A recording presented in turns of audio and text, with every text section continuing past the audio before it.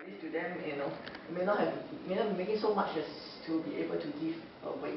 So that's the first group. I think the other thing to look at in terms of CSR is also then how do we change mindset of companies? Something to look to think about is the policies that the government has. The government is doing a lot in terms of, as I mentioned, a lot in terms of helping the needy. But I don't know whether because of that, companies are beginning to say that, oh, never mind, this is the job of government. So you need to think through some of this, because how then do we get businesses to change their mindset and say that I have a part to play in this, leveraging on what they do as during the day-to-day in the course of the business. So the philosophy has got to change. Then very much like what Vinny said is mindset.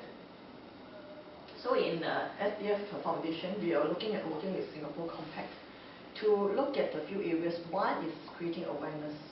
Okay, awareness of need for CSR. We are also equipping in terms of the capacity, capability building aspect of it. That means we provide a course, train your champion, CSR champion, so to speak, to look at implementing CSR.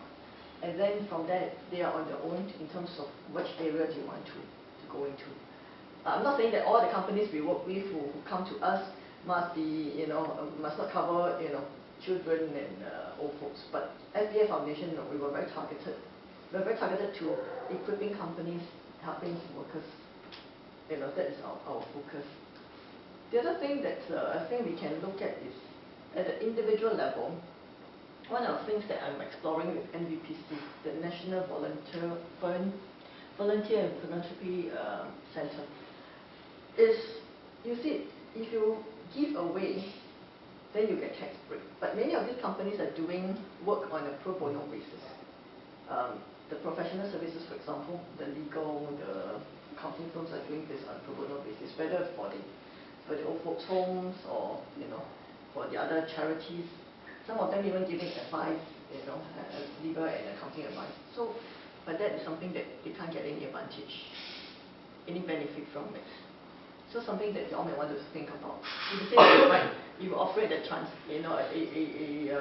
logistics company, and you provide that support in terms of doing good.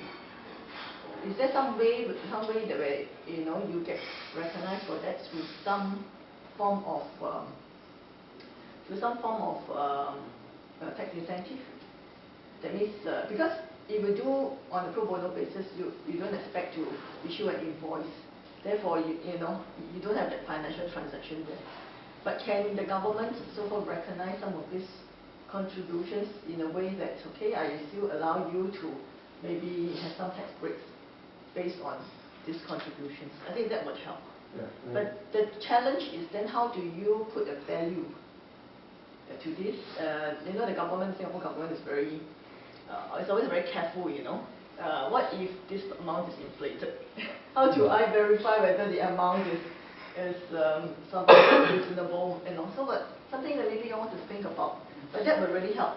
That means don't just wait until you get a profit to give away some money, then you get a tax rebate.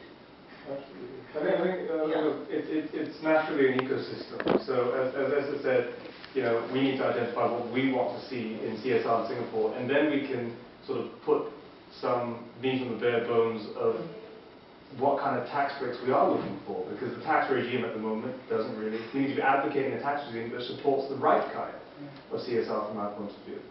And I think this is the perfect segue, because as you say, one thing alone is not necessarily enough to encourage companies to be doing good. It needs to be a multilateral approach. And we need to provide different kinds of support to different kinds of businesses. And naturally, the SPF is a big supporter of small and medium enterprise. So Petra Holtz in the back is just going to give us a quick talk. She works with a